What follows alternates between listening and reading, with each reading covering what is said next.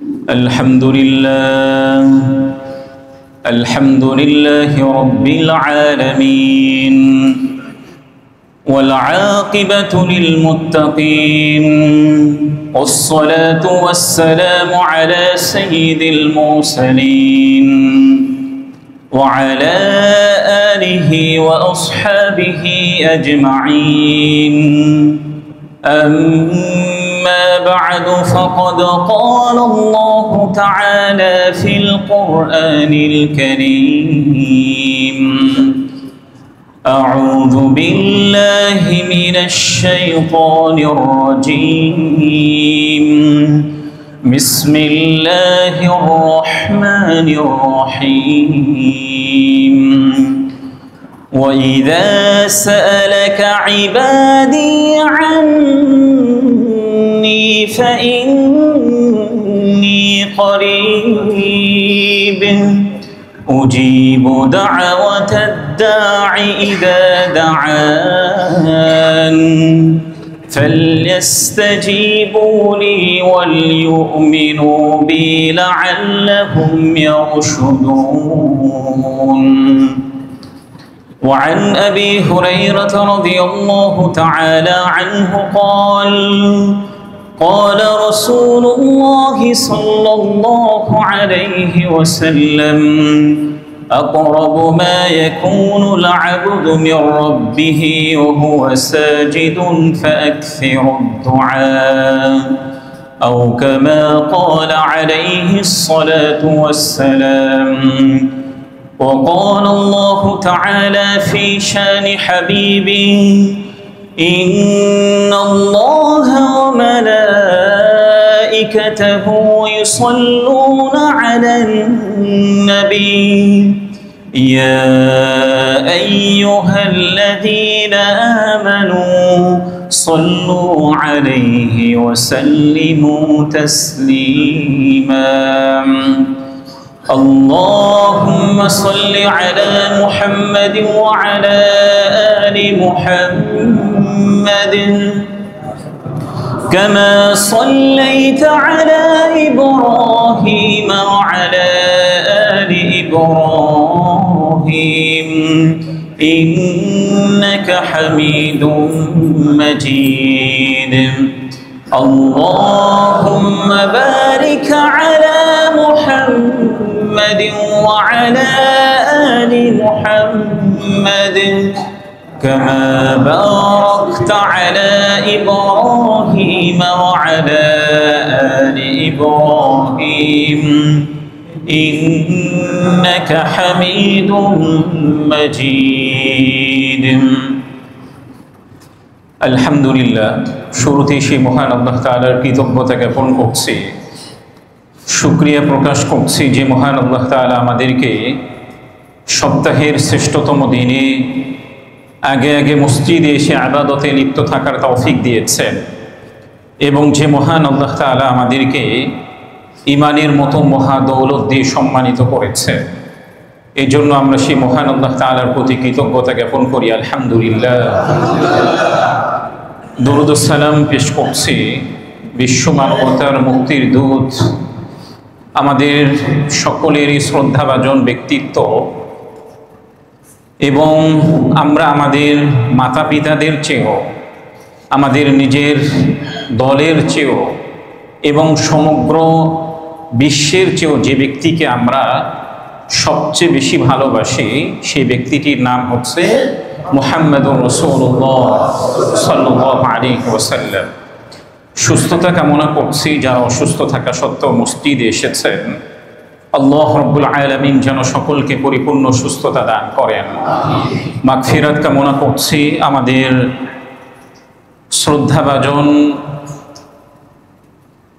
নিকট আত্মীয়দের মধ্য থেকে যারা চলে গেছেন, আমাদের মা বাবা সহ আমাদের শ্রদ্ধেয় শিক্ষকদের মধ্য থেকে যারা চলে গেছেন, আল্লাহ রাব্বুল আলামিন যেন সকলকে জান্নাতের সর্বোচ্চ মর্যাদা দান করেন। পরম শ্রদ্ধাভাজন মুরব্বিবৃন্দ এবং প্রিয় যুবক ভাইয়েরা, শুরুতেই আমি কোরআনুল কারীমের সূরাতুল বাকারার 186 নম্বর আয়াত তিলাওয়াত করেছি। রাসূলুল্লাহ সাল্লাল্লাহু আলাইহি ওয়াসাল্লামের অসংখ্য হাদিসগুলোর মধ্য থেকে সহিহ মুসলিমের 482 নম্বর হাদিস পাঠ করেছি।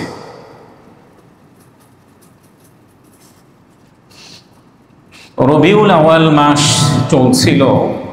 আমরা বিগত কয়েক জুমা থেকেই প্রিয় নবীজি সাল্লাল্লাহু আলাইহি ওয়াসাল্লামের বিভিন্ন দিক নিয়ে আমরা আলোচনা করছিলাম।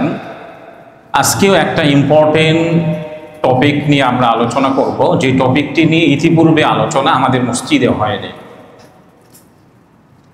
আল্লাহ তাআলার কাছে কোনো ব্যক্তি মাকবুল এবং প্রিয় হওয়ার অন্যতম শর্ত হচ্ছে তার প্রতিটি দোয়াই আল্লাহ তাআলা কবুল করবেন। আল্লাহ তাআলা স্বাভাবিকভাবে তার দোয়াকে বিফলে দেন না, তার দোয়াকে ফিরিয়ে দেন না। রাসূলুল্লাহ সাল্লাল্লাহু আলাইহি ওয়াসাল্লামের জীবদ্দশায় এমন অনেক দোয়া কবুল হয়েছে।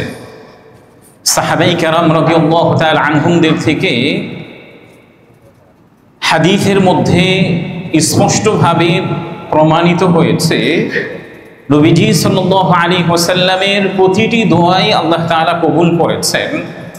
কোনোটি সঙ্গে সঙ্গে, কোনোটি একটু পরে, আর কোনো দোয়া কয়েক বছর পরে কবুল হয়েছে।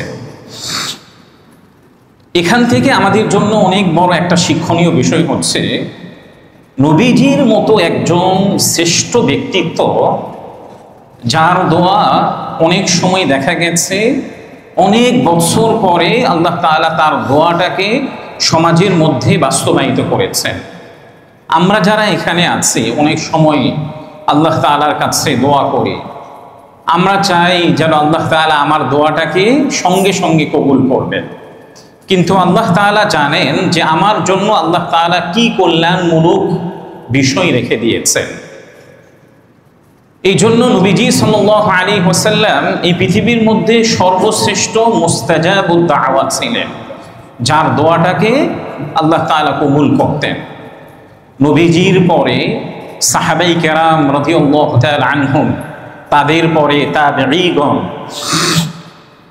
এবং তাদের পরে তাবেঈগণ এবং আইম্মায়ে মুজাহিদিন, আমাদের ইমামদের মধ্য থেকে যারা ছিলেন, তাদেরও অনেক দোয়া আল্লাহ তাআলা তাদের জীবদ্দশায় কবুল করেছেন। আমার একজন উস্তাদ আমি পেয়েছিলাম, যার কাছে আমি সহিহ বুখারীর 2য় খণ্ড পড়েছি, শেখ আব্দুল হক আযমি রাহিমাহুল্লাহ। তার ব্যাপারেও বলা হয় যে তিনি মুস্তাজাবুদ দাওয়াত ছিলেন, যিনি যেই দোয়াই করতেন আল্লাহ তাআলা তার দোয়াটাকেই কবুল করতেন। এই জন্য আমাদের মাদ্রাসায় দেখা যেত যে কোনো একজন ব্যক্তি কোনো বিপদের সম্মুখীন হয়েছেন, তাহলে আমাদের এই উস্তাদের মাধ্যমেই দোয়ার ব্যবস্থা করানো হতো। কিংবা মাদ্রাসার অর্থনৈতিক সংকট পড়েছে, অর্থনৈতিক কোনো ব্যবস্থাপনা হচ্ছে না, তো আমাদের এই উস্তাদের মাধ্যমেই দোয়ার ব্যবস্থাপনা করা হতো। দেখা যেত যে শীঘ্রই আল্লাহ তাআলার একটা সলিউশনের ব্যবস্থাপনা করে দিয়েছে।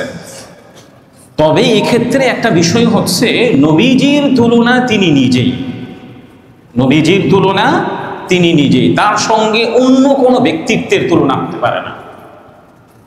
নবীজির সাথে অন্য কোনো ব্যক্তিত্বের তুলনা হতে পারে না।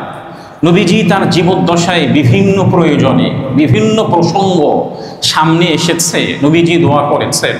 প্রিয় নবীজি সাল্লাল্লাহু আলাইহি ওয়াসাল্লামের দোয়া আল্লাহ তাআলা কবুল করেছেন। আজকে আমি আপনাদেরকে শোনাতে চাই, নবীজি এমন অনেক দোয়া করেছেন, নবীজি তার জীবদ্দশায় কোনো দোয়া কবুল হয়েছে, কিংবা কোনো দোয়া নবীজি ইন্তেকাল করেছেন, তারপরে এগুলি সমাজের মধ্যে বাস্তবায়িত হয়েছে। এর মধ্য থেকে নবীজির মাকবুল এবং আল্লাহ তাআলার কাছে গৃহীত দোয়াগুলির মধ্য থেকে অন্যতম একটা দোয়া হচ্ছে, প্রিয় নবীজি সাল্লাল্লাহু আলাইহি ওয়াসাল্লাম হযরত ওমর রাদিয়াল্লাহু তাআলা আনহুর ইসলামের জন্য তিনি দোয়া করেছিলেন।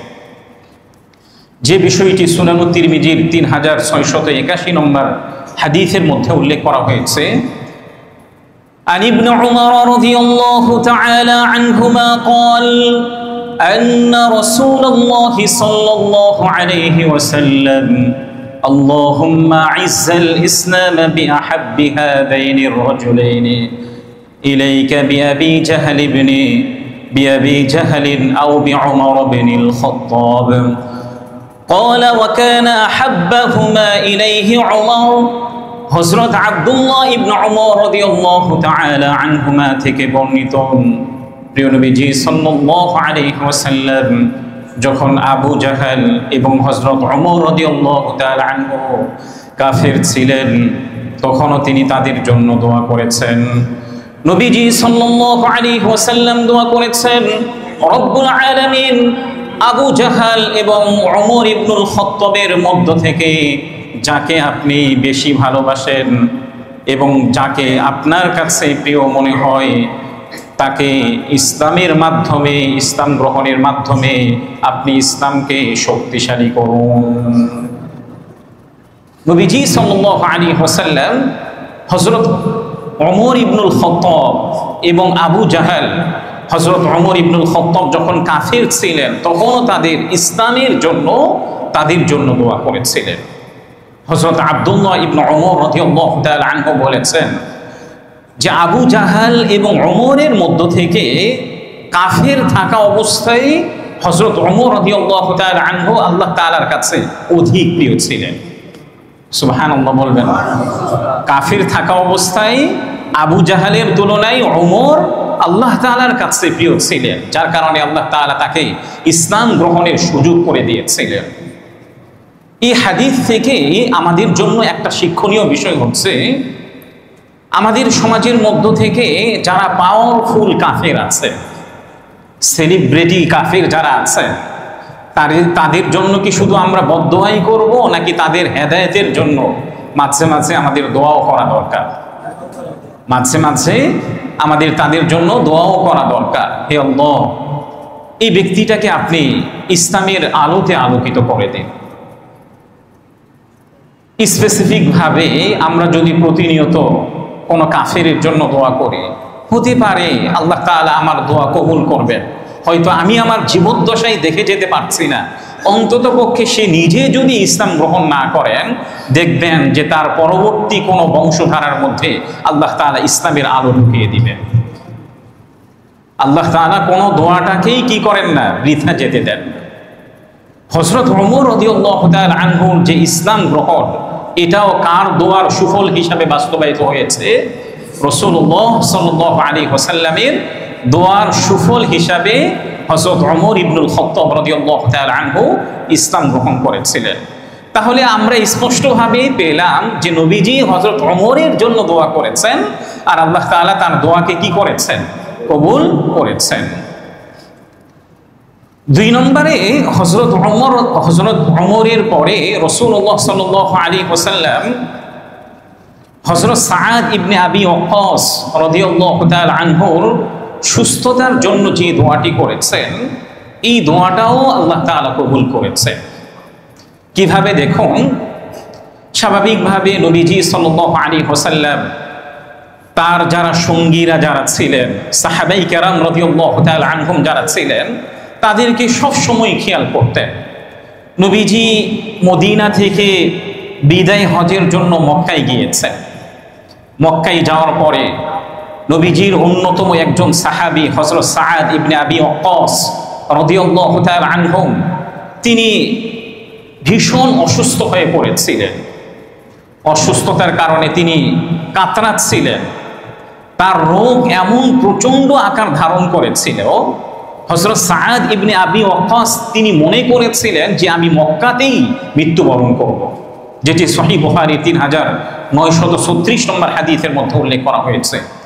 নবীজির কাছে যখন সংবাদ দেওয়া হলো আপনার অন্যতম একজন সাহাবী সাআদ ইবনে আবি ওয়াক্কাস রাদিয়াল্লাহু তাআলা আনহু একেবারে অসুস্থ হয়ে পড়েছেন, নবীজি তো এর আগেই হযরত সাআদ ইবনে আবি ওয়াক্কাস যে জান্নাতি সাহাবীর একজন অন্যতম, এই জান্নাতি সাহাবীর ব্যাপারে তো হযরত নবীজি আগেই ঘোষণা দিয়েছেন। নবীজি তাকে দেখতে গেলেন, যে বিষয়টি সহিহ মুসলিমের 1628 নম্বর হাদিসের মধ্যে উল্লেখ করা হয়েছে। হযরত সাআদ ইবনে আবি ওয়াক্কাস রাদিয়াল্লাহু তাআলা আনহু তিনি নিজেই বলছেন, قال عادني رسول الله صلى الله عليه وسلم। হযরত সাআদ ইবনে আবি ওয়াক্কাস রাদিয়াল্লাহু তাআলা আনহু বলছেন, আমি যখন অসুস্থ হয়ে গেলাম তখন প্রিয় নবীজি সাল্লাল্লাহু আলাইহি ওয়াসাল্লাম আমাকে দেখতে আসলেন। প্রিয় নবীজি সাল্লাল্লাহু আলাইহি ওয়াসাল্লাম আমাকে দেখতে আসার পরে আমি কাঁদছিলাম। তখন প্রিয় নবীজি সাল্লাল্লাহু আলাইহি ওয়াসাল্লাম আমাকে জিজ্ঞাসা করলেন, হে সাআদ, তুমি কেন কাঁদছো? তখন হযরত সাআদ ইবনে আবি ওয়াক্কাস রাদিয়াল্লাহু তাআলা আনহু বললেন, ইয়া রাসূলুল্লাহ, ইয়া হাবিবাল্লাহ, যে ভূমি থেকে আমি হিজরত করে আরেকটা ভূমিতে গেছি, আমার মন বলছে এই ভূমিতেই আমি মৃত্যুবরণ করব। হযরত সাআদ ইবনে আবি ওয়াক্কাস রাদিয়াল্লাহু তাআলা আনহু বলছেন, ইয়া রাসূলুল্লাহ, আমি তো মক্কা থেকে মদিনায় হিজরত করে চলে গেছি। এখন বিদায় হজের এই সময়ে আমি আপনার সঙ্গে হজের সফরে এসেছি। এখন আমি যদি এই জায়গায় মৃত্যুবরণ করি তাহলে আমার কাছে কেমন যেন একটা খারাপ অনুভূত হচ্ছে। যেমনটা মৃত্যুবরণ করেছেন হযরত সাআদ ইবনে খাওলা রাদিয়াল্লাহু তাআলা আনহু, তার ব্যাপারে হযরত সাআদ ইবনে আবি ওয়াক্কাস বললেন যে সাআদ ইবনে খাওলা সেও তো মক্কায় মৃত্যুবরণ করেছে, অথচ সে মক্কা থেকে মদিনায় হিজরত করে চলে গিয়েছিল। আমার মন বলছে আমিও মনে হয় মক্কাতেই মৃত্যুবরণ করব। প্রিয় নবীজি সাল্লাল্লাহু আলাইহি ওয়াসাল্লাম হযরত সাআদ ইবনে আবি ওয়াক্কাস রাদিয়াল্লাহু তাআলা আনহুর এই কথা শুনে সাথে সাথে তিনি আল্লাহ তাআলার কাছে দোয়া করলেন, আল্লাহুম্মা শফি সাআদান, আল্লাহুম্মা শফি সাআদান, আল্লাহুম্মা শফি সাআদান। তিনি তিনবার এই কথা বললেন, হে আল্লাহ, আপনি সাআদকে সুস্থতা দান করেন, হে আল্লাহ, আপনি সাআদকে সুস্থতা দান করেন, হে আল্লাহ, আপনি সাআদকে সুস্থতা দান করেন।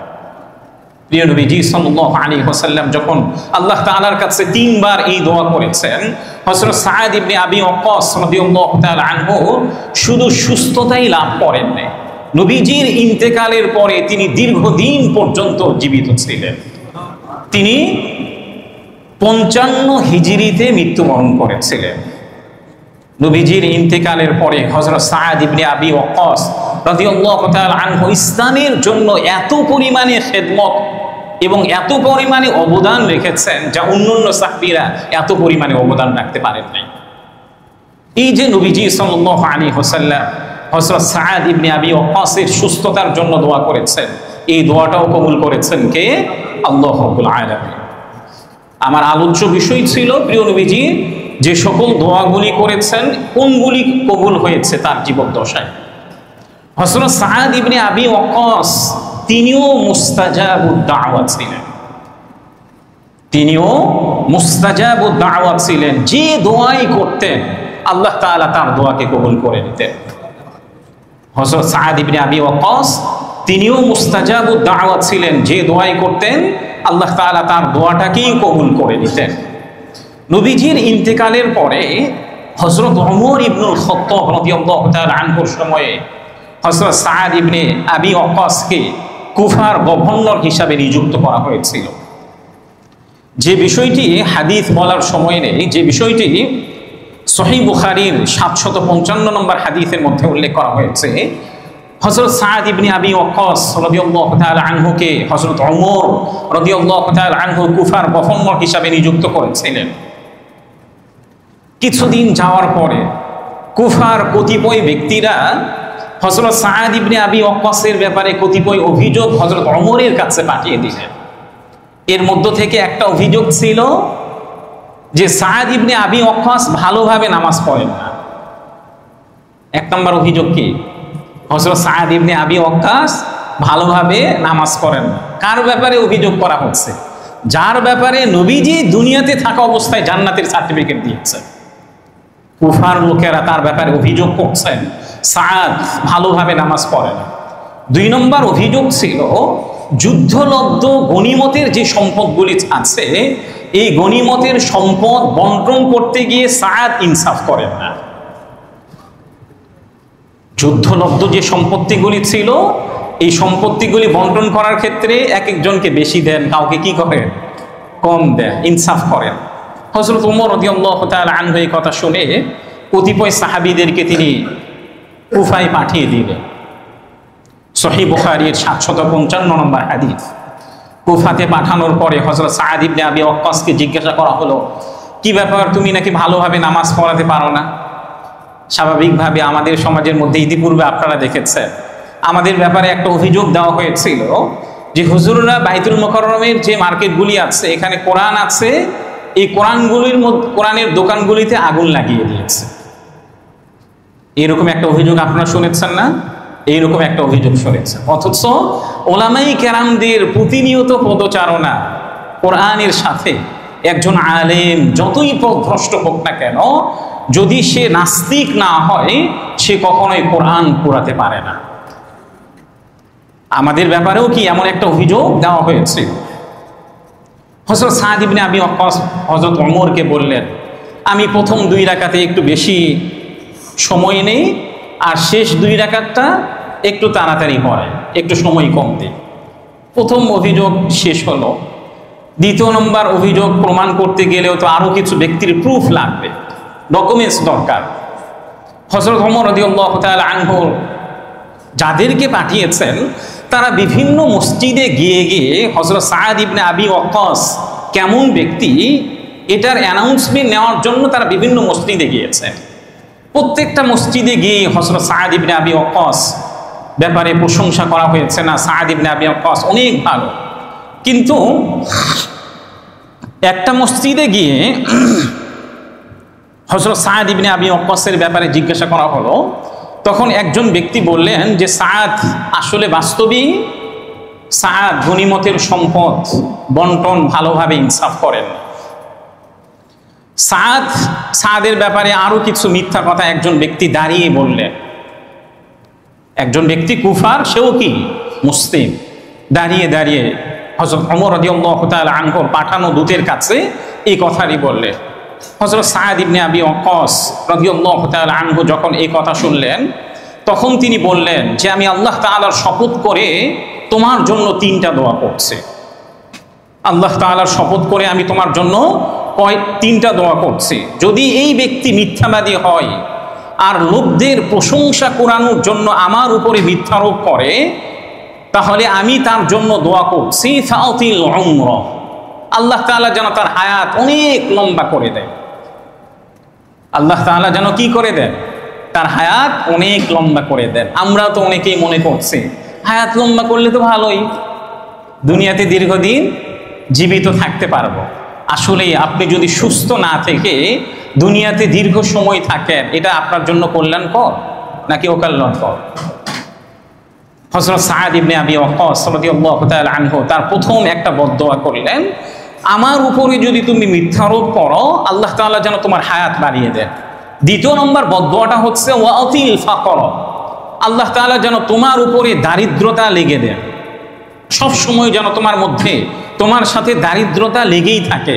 তৃতীয় নম্বর দোয়া যেটি বদদোয়া করেছেন সেটি হচ্ছে ওয়ারিযহু বিল ফিতান, আল্লাহ তাআলা যেন প্রতিনিয়ত তোমাকে ফিতনায় নিপতিত করেন। কয়টি বদদোয়া? 3টি বদদোয়া। হযরত সাদ ইবনে আবি ওয়াক্কাস রাদিয়াল্লাহু তাআলা আনহু এই হাদিসটা যিনি বর্ণনা করেছেন, তিনি বলছেন আমি পরবর্তীতে দেখেছি আল্লাহ তাআলা তাকে এত দীর্ঘ হায়াত দিয়েছিলেন, তার চোখের যে ভ্রুগুলি আছে এই ভ্রুগুলি চোখের উপরে পড়ে গিয়েছে। ভ্রুগুলি চোখের উপরে পড়ে গিয়েছিল। আর তার দারিদ্রতা আল্লাহ তাআলা তাকে এত পরিমাণে দিয়েছেন, সে কখনোই প্রতিনিয়ত প্রতিদিনের খাবার পেত না। 3 নম্বর বদদোয়া যেটি আল্লাহ তাআলা তার উপরে লাগিয়েছেন সেটি হচ্ছে সে ফিতনায় কিভাবে নিপতিত হয়েছে। সে রাস্তা দিয়ে যেত, একজন বৃদ্ধ মানুষ, স্বাভাবিকভাবে মেয়েদের প্রতি একটা লালসা, এটা থেকেই তো দূরে থাকাটাই স্বাভাবিক। কিন্তু মেয়ে দেখলে তাকে ধাক্কা দিবে, না হলে তাকে একটা চিমটি দিবে, না হলে তার গায়ে একটা হাত দিত।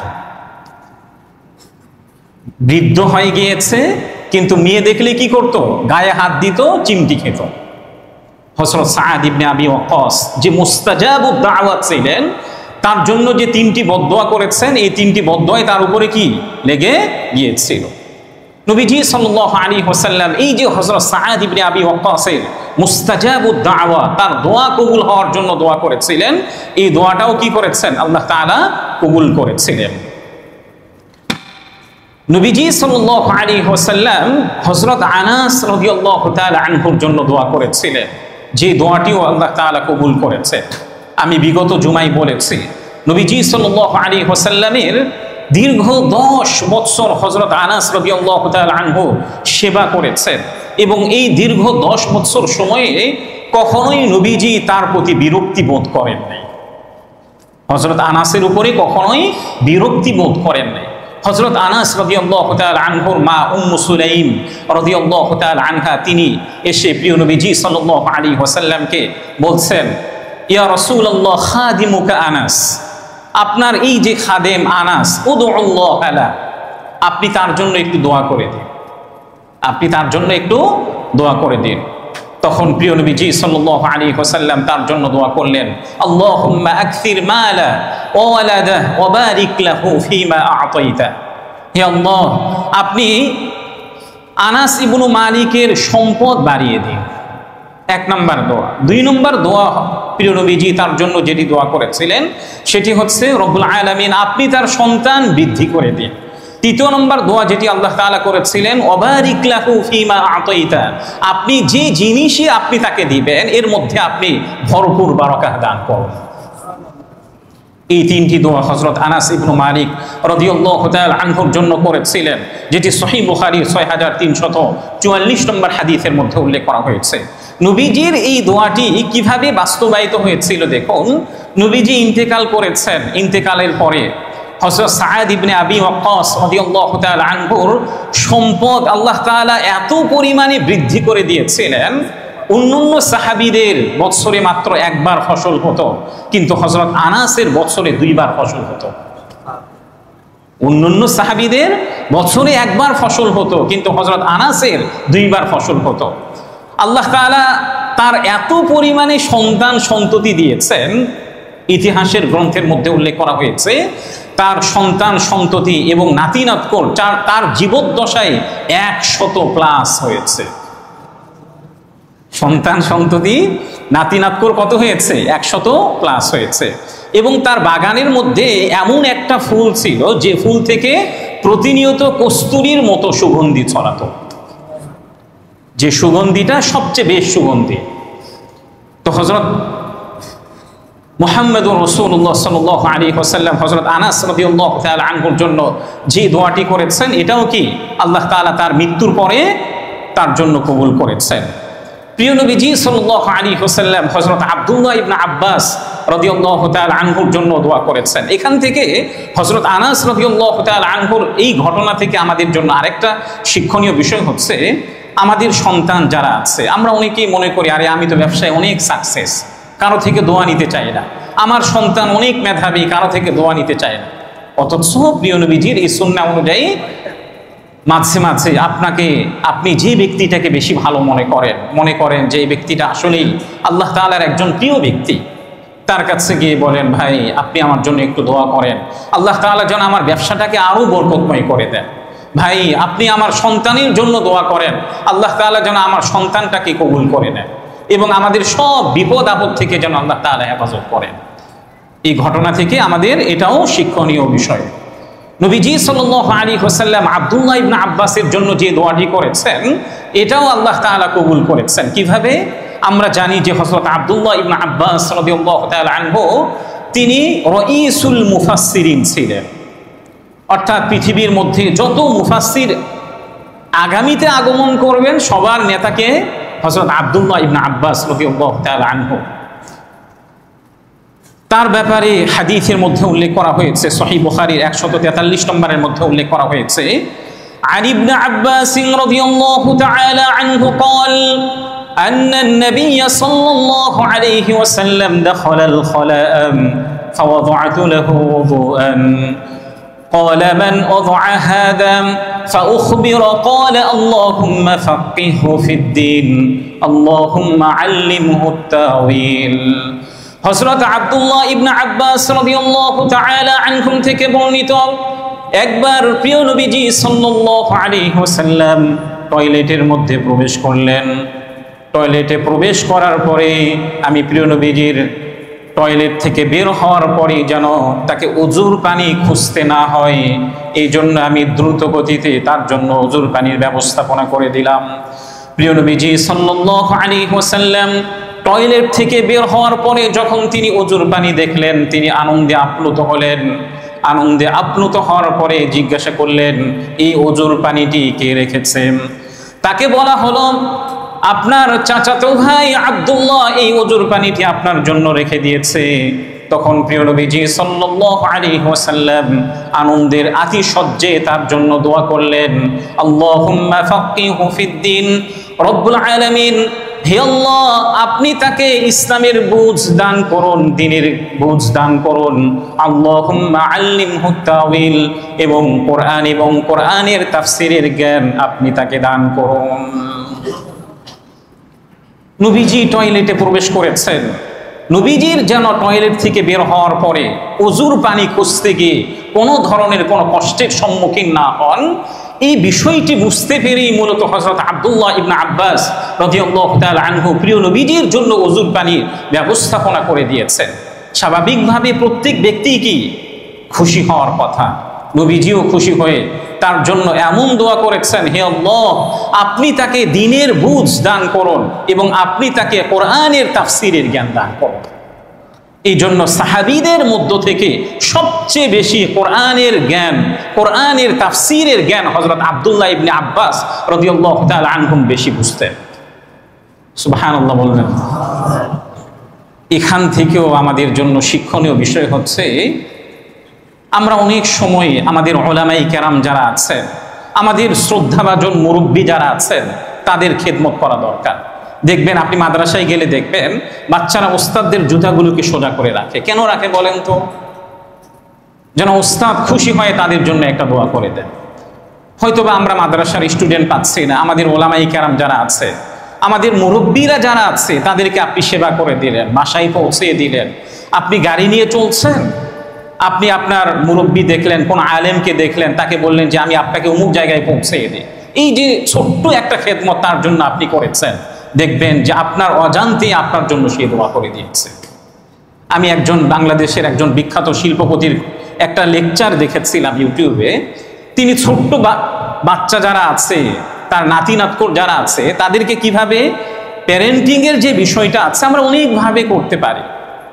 আমি তার মুখ থেকে যেটা শুনেছিলাম, তিনি তার নাতি নাতকুরদেরকে বলেছিলেন যে দেখো, বাসায় যে মেহমানরা আসবে তাদের জুতাগুলি যদি তুমি মুছে দাও এবং জুতাগুলি যদি ভালোভাবে সোজা করে রাখো, তাহলে তোমাকে আমি এত টাকা দিব। তো নাতি নাতকুররা তো স্বাভাবিকভাবে টাকা পাওয়ার কথা শুনলে তারা খুশি হয়ে যায়। এই যে ছোট্ট থেকেই তাদের মস্তিষ্কের মধ্যে ঢেলে দিয়েছেন যে মেহমান আসলে তাদের জুতাটাকে সোজা রাখতে হয় এবং তাদের জুতার উপরে ময়লা লাগলে এটাকে পরিষ্কার করতে হয়। ছোট্ট থেকে তাদের মস্তিষ্কের মধ্যে এটা ঢুকে গিয়েছে। আমরাও আমাদের ছোট্ট সন্তানদেরকে এগুলি শিখাতে পারি। আমরা তো অনেক কিছু শিখাই, কিন্তু প্যারেন্টিং যে কত প্রকার হতে পারে এগুলো আমরা শেখানোর চেষ্টা করব ইনশাআল্লাহ। প্রিয় নবীজি সাল্লাল্লাহু আলাইহি ওয়াসাল্লাম একবার তিনি আল্লাহ তাআলার কাছে 3টি দোয়া করেছিলেন। এর মধ্য থেকে প্রিয় নবীজি সাল্লাল্লাহু আলাইহি ওয়াসাল্লাম বলছেন, قال رسول الله صلى الله عليه وسلم سألت ربي ثلاثا فأعطانيها ثنتين ومنعني واحدة। প্রিয় নবীজি সাল্লাল্লাহু আলাইহি ওয়াসাল্লাম বলছেন, আমি আল্লাহ তাআলার কাছে একবার 3টি দোয়া করেছিলাম। আল্লাহ তাআলা আমার 2টি দোয়াকে গ্রহণ করেছেন আর একটা দোয়াকে গ্রহণ করেন নাই, যেটি সহিহ মুসলিমের 7152 নম্বরের মধ্যে উল্লেখ করা হয়েছে।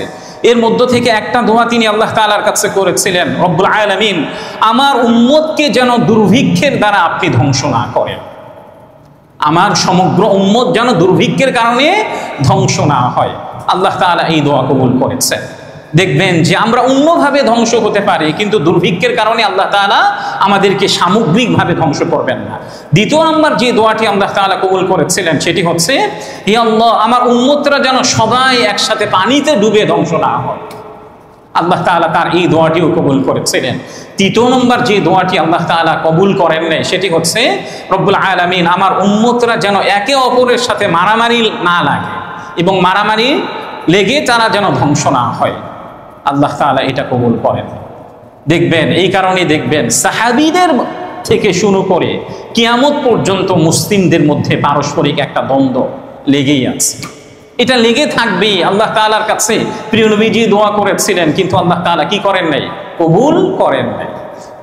এখান থেকে আমাদের জন্য শিক্ষণীয় বিষয় হচ্ছে, কেউ যদি অন্য মতাদর্শের লোক হয়, কোরআন এবং সুন্নাহ অনুযায়ী সে যদি নিজের জীবনকে বাস্তবায়ন করতে চায়, তাহলে তাকে সাধুবাদ জানানো দরকার। এমন না যে ভাই আমি এভাবে আছি, তুমি এভাবে নাই কেন, এভাবে তোমাকে থাকতেই হবে। এই যে বাধ্যবাধকতা যে আমরা মাঝে মাঝে করি, এটাকে ইসলাম সাপোর্ট করে না। কারণ প্রিয় নবীজি নিজেই দোয়া করেছেন কি? আল্লাহ তাআলা তার দোয়া কবুল করেন নাই। রাসূলুল্লাহ সাল্লাল্লাহু আলাইহি ওয়াসাল্লাম আরেকটি যেটি দোয়া করেছেন সেটি হচ্ছে, প্রিয় নবীজি সাল্লাল্লাহু আলাইহি ওয়াসাল্লাম আবু লাহাবের পুত্রের ধ্বংসের জন্য দোয়া করেছিলেন। আবু লাহাবের পুত্র উতবা উতাইবা সে নবীজির সঙ্গে বেয়াদবি করেছিলেন। নবীজি তো দোয়া করেছেন, যে দোয়াগুলি কবুল হয়েছে, মাঝে মাঝে তিনি কি করেছেন? বদদোয়াও করেছেন। এই বদদোয়াগুলির মধ্য থেকে অন্যতম একটা বদদোয়া হচ্ছে এটি যে আবু লাহাবের পুত্র উতাইবা সে প্রিয় নবীজির সঙ্গে বেয়াদবি করেছে, আল্লাহ তাআলাকে নিয়ে কটূক্তি করত, হযরত জিবরিল আলাইহিস সালাতু ওয়াস সালামকে নিয়ে কটূক্তি করত। একবার প্রিয় নবীজির প্রিয় জামা মোবারক তিনি ছিঁড়ে ফেলেছিলেন এবং প্রিয় নবীজিকে থুতু নিক্ষেপ করেছিলেন। যদিও প্রিয় নবীজির গায়ে থুতু লাগে নাই, এটা মাটিতে পড়ে গিয়েছিল, কিন্তু প্রিয় নবীজি সাল্লাল্লাহু আলাইহি ওয়াসাল্লাম একটু কষ্ট পেয়েছিলেন, যার কারণে তিনি আল্লাহ তাআলার কাছে দোয়া করেছিলেন, আল্লাহুম্মা সাল্লিত আলাইহি কালবাম মিন কিলাবিক। হে আল্লাহ, এই যে আবু লাহাবের পুত্র উতাইবা আমাদের সঙ্গে এভাবে বেয়াদবি করলো, আপনার কুকুরগুলির কোনো একটা কুকুর আপনি তার পিছনে লাগিয়ে দিন। এই দোয়াটি যখন করেছেন, স্বাভাবিকভাবে তারাও বিশ্বাস করতেন মুহাম্মদ যে দোয়া করবে আল্লাহ তাআলা এই দোয়াটাকে বিফলে দেন না। তারা প্রত্যেকেই ভীত সন্ত্রস্ত হয়ে পড়েছিল। এই সময়ের পর থেকে আবু লাহাব সে নিজের সন্তানের ব্যাপারে প্রতিনিয়ত ভীত সন্ত্রস্ত থাকত। আবু লাহাবের অনেক বড় কাপড়ের বিজনেস ছিল। আবু লাহাব একবার কাপড়ের বিজনেস করার জন্য সে কোনো কাপড় মক্কা থেকে সিরিয়ায় পাঠিয়ে দিয়েছে। তার পুত্র এই ব্যবসায়ী কাফেলার প্রতিনিধি ছিলেন এবং তার পুত্রের সঙ্গে অনেক চাকর বাকর তাকে পাহারা দেওয়ার জন্য নিযুক্ত করে দিয়েছিলেন। তাদেরকে বলেছিলেন যে দেখো, মুহাম্মদ আমার পুত্রের জন্য বদদোয়া করেছে, আমার মন বলছে তার দোয়া অবশ্যই আল্লাহ তাআলা কবুল করবে, তোমরা যেখানেই থাকো না কেন আমার পুত্রকে তোমরা সহযোগী হয়, তো আমার পুত্রের সহযোগী হিসেবে তোমরা থাকবে। তারা সফরে যাচ্ছে একবার সিরিয়ার জারকা নামক একটি এলাকায় তারা যাত্রা বিরতি করেছে। তারা সেখানে যাত্রা বিরতি করার পরে আবু লাহাব পুত্র উতাইবা সে দেখছে একটি বাঘ তার চারপাশ দিয়ে ঘোরাফেরা করছে। একটি বাঘ কি করছে? তার চারপাশ দিয়ে ঘোরাফেরা করছে।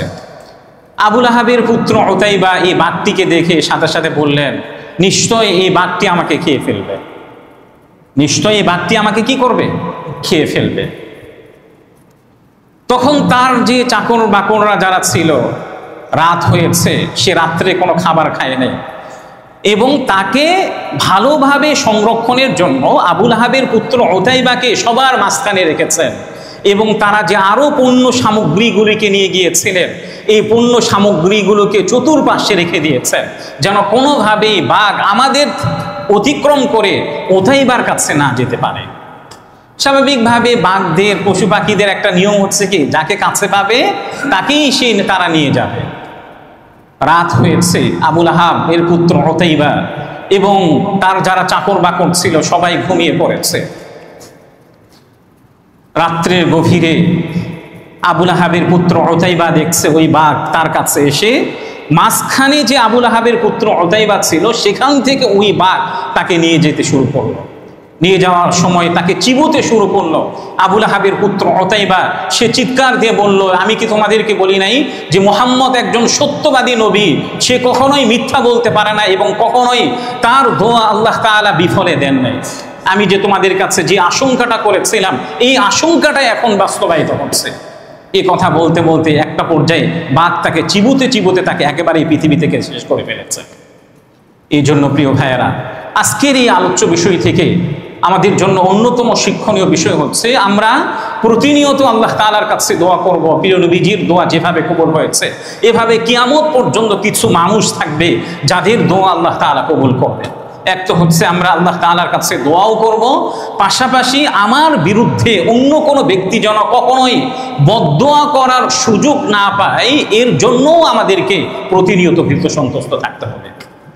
কারণ একজন মাজলুম ব্যক্তির দোয়া আল্লাহ তাআলা কখনোই বৃথা যেতে দেন না।